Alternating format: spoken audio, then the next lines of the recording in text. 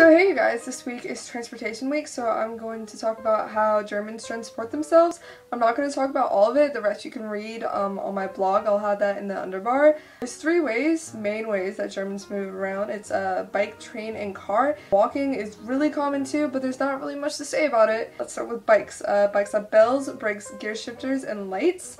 You can find a place to lock your bike basically anywhere. Shops, school, train stations, stuff like that. You can find a place. On the sidewalk, there's two types of brick. There's red brick and gray brick. Red brick is for bikers and the gray is for walkers. It's not uncommon to see people ignore the brick, but if there's two people, if there's a walker and a biker about to pass each other, they'll go into the right lanes and they expect you to. If you don't, they like look at you like, what the fuck is your problem?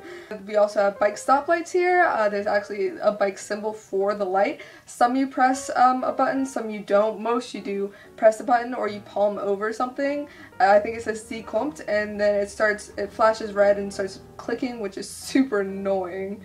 Next we have cars. Street lights are on the side, not the middle of the road. The light changes to yellow before it changes to green to prepare you. You don't pay for gas where you like put in the gas where you got it. You go inside the store that owns the gas part, you know, thing, and that's where you pay for it. When you fill up your tank, there's these flimsy plastic gloves that you wear, I guess to protect your hands from oil or something. When you're done, they have paper towels to wipe off your hands of oil and grease. When you park, there's something that you put in your windshield.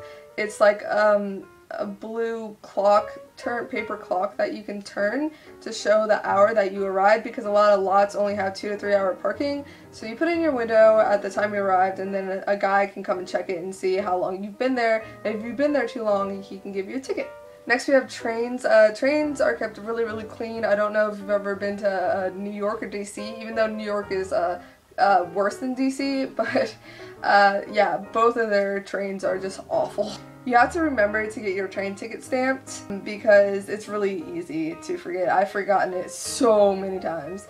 Yeah, there's something you put it in, it stamps it, and then you go on your merry way. You don't have to like show your ticket to get on the platform. They just trust you to have a ticket and get it stamped.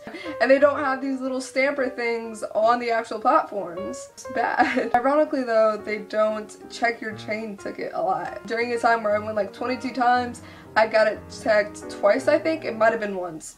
Oh, to get on a train, you press a small circular button in the center. It's flashing, and once you press it, it opens the door. It's the same when getting out. It's very common to see people with bikes on trains. They actually have ways to secure it on the train so people don't have to hold it. Last thing, they have double-decker trains. It's kind of like really cool. Last thing is walking, and everyone does it.